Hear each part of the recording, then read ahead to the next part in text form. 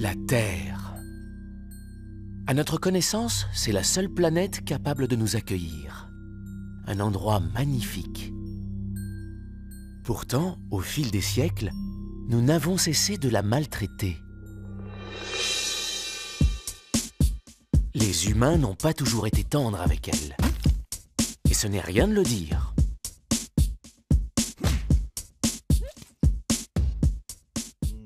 Serait-il allé si loin qu'aujourd'hui notre planète Terre soit KO? Et dans ce cas, la question qui se pose est la suivante. Peut-elle être sauvée? Existe-t-il des personnes ici ou là qui tentent de la secourir? Et si ces personnes existent, qui sont-elles? Et où se trouvent-elles? Malgré leurs efforts, auront-elles le temps de sauver notre planète?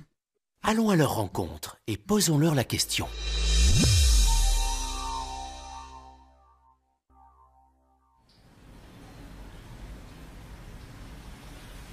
Regarder une goutte d'eau, c'est regarder la vie. C'est l'eau qui a donné naissance à la vie. Le corps humain est majoritairement composé d'eau. L'eau est indispensable, non seulement à notre survie, mais également à toute vie sur Terre. Un jour, alors que je me trouvais à environ 20 mètres sous l'eau, dans les Bahamas, j'ai vu un grand banc de poissons, des carangues gros yeux. Ce sont des poissons argentés. On les appelle comme ça à cause de leurs grands yeux qui ressemblent à ceux des chevaux. Ils nageaient près de la surface, et l'un d'eux a commencé à descendre. Puis un deuxième l'a suivi, puis 10, puis une centaine se sont mis à descendre en spirale. On aurait dit un gigantesque tourbillon de poissons. Ils se sont mis à tournoyer autour de moi. Tout proche, j'ai pu croiser leurs regards. Ils passaient à hauteur de mes yeux. Ils regardaient à travers mon masque et leurs yeux plongeaient directement dans les miens. C'était magique. J'étais entourée par une spirale de créatures argentées, apparemment intriguées par ma présence. Le manège a duré plusieurs minutes. Et puis l'un après l'autre, ils sont repartis.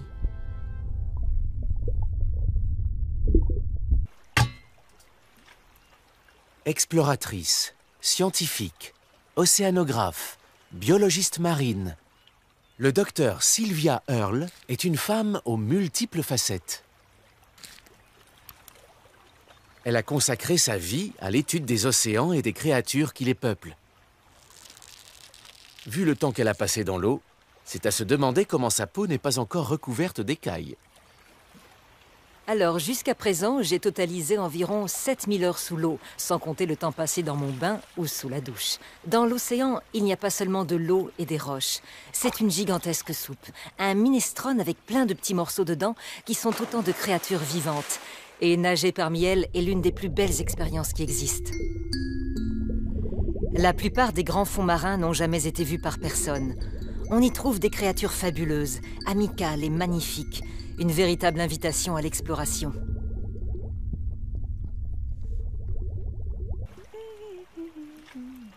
D'où vous vient cette fascination pour l'océan? Enfant, j'ai été emportée par une vague. Je me souviens encore de la sensation de ne plus pouvoir respirer, d'être roulée dans tous les sens. Au lieu de me sortir de l'eau et de ne plus jamais me laisser approcher des vagues, ma mère n'est pas intervenue. Elle avait saisi l'expression sur mon visage quand j'ai repris pied. Au début, j'ai trouvé ça un peu effrayant, mais c'était surtout euphorisant. Quand elle a vu mon large sourire, ma mère m'a laissé faire. Depuis, je ne rate jamais une occasion de plonger dans l'océan.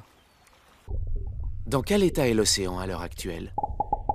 90% des grands poissons ont disparu des océans, totalement. La moitié des récifs de coraux a disparu, ou est en sérieux déclin.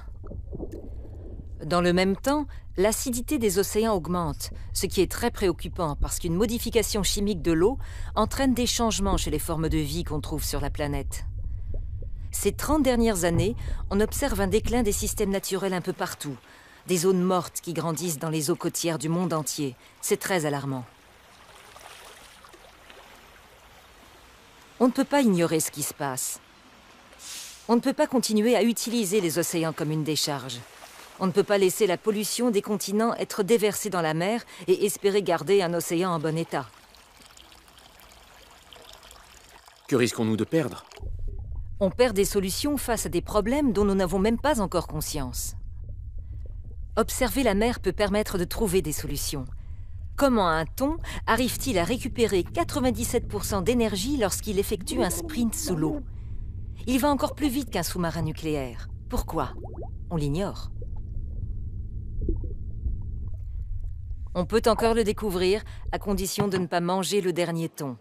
Sinon, la clé du mystère finira dans notre estomac, plutôt que dans notre tête. On ne se contente pas de manger les carnivores de l'océan. On sélectionne ceux qui sont tout en haut de la chaîne alimentaire. Des poissons qui mangent des poissons qui mangent d'autres poissons. Pour obtenir 1 kilo de thon, il faut des dizaines de milliers de tonnes de plantes qui traversent une chaîne alimentaire longue et complexe. Pour un poisson herbivore, comme le poisson-chat ou le tilapia, c'est seulement 2 kilos de plantes. Le tilapia, le poisson-chat et la carpe sont des poissons qui grandissent vite, comme le poulet, le canard ou la dinde que nous élevons. Le thon rouge, lui, met 10 à 14 ans avant d'être en âge de se reproduire.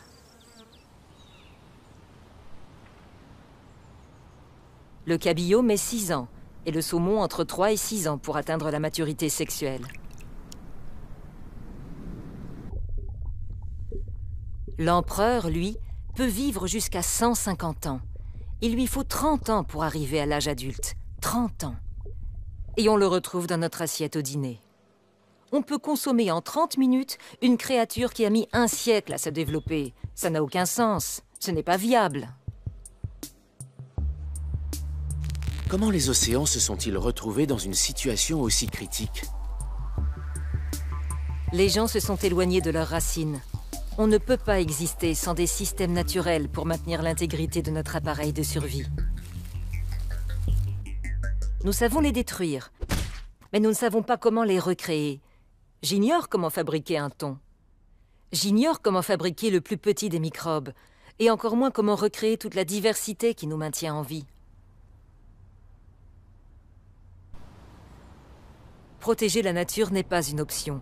C'est indispensable à notre survie. Ce n'est pas un luxe. Les gens disent « mais nous avons les parcs nationaux, ça ne suffit pas ?» Non. C'est comme si on disait « nous protégeons une toute petite partie de notre cœur, ça ne suffit pas ?» Nous devons voir la santé de notre planète comme quelque chose de vital pour notre économie, notre santé, notre sécurité, pour la vie elle-même.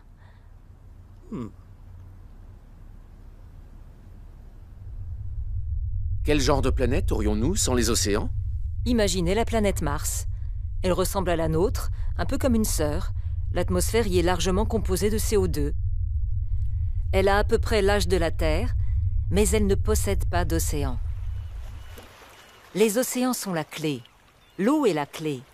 L'eau est le seul élément non négociable pour qu'il y ait de la vie. Sans les océans, il n'y a pas de vie. Sans bleu, pas de vert.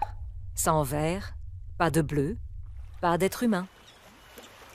Nous dépendons d'un monde naturel qui lui-même dépend de la présence de l'eau et des océans. Sans les océans, la Terre serait un morceau de roche désolé, stérile et inhospitalier, au cœur de l'univers. Comment pourrait-on renverser la vapeur? En reprenant les bases, en apprenant l'alphabet et en apprenant à compter, comme les enfants. Mais il faut que quelqu'un souligne le fait que nous faisons partie intégrante de la nature, que nous ne sommes pas à part. À chaque inspiration que nous prenons, à chaque goutte d'eau que nous buvons, nous sommes connectés à l'océan. Notre existence dépend de la présence des formes de vie qui génèrent de l'oxygène. Environ 70% d'entre elles viennent de l'océan, il faut le savoir. Je pense que pour transmettre ça, il ne faut laisser aucun enfant au sec. Les enfants doivent se mouiller.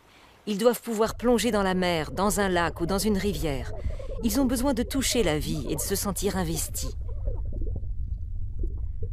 Apprendre à veiller sur notre cadre de vie doit être au moins aussi important qu'apprendre à lire ou à compter.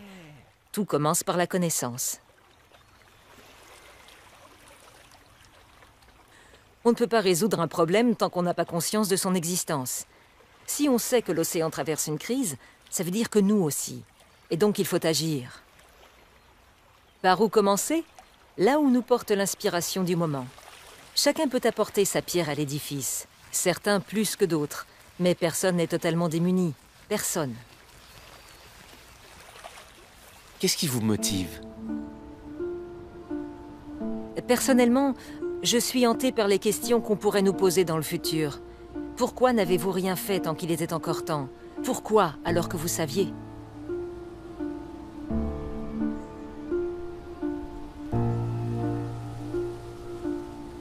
Nous sommes les seuls aujourd'hui à détenir le pouvoir de détruire ou de soigner, et de trouver un endroit durable, pas seulement pour nous, mais pour toutes les formes de vie sur Terre.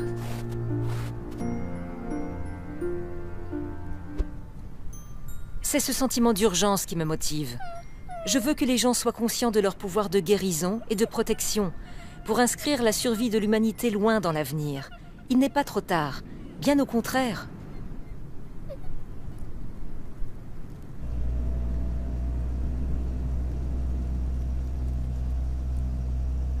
Quel message aimeriez-vous faire passer? Qu'il est temps de penser très fort à l'avenir de notre espèce, et comment nous voulons continuer à avancer. Nous avons une chance.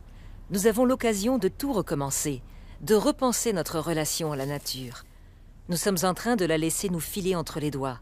Mais le vrai souci, c'est qu'elle aussi nous laisse filer entre ses doigts. Faisons la paix avec la nature. Cela contribuera grandement à faire la paix entre nous tous. Et vous, les jeunes d'aujourd'hui, vous êtes notre plus grand espoir pour l'avenir de nos océans sur la planète. Parce que non seulement vous avez accès à la connaissance, mais vous avez la capacité d'agir tant qu'il est encore temps. C'est une course.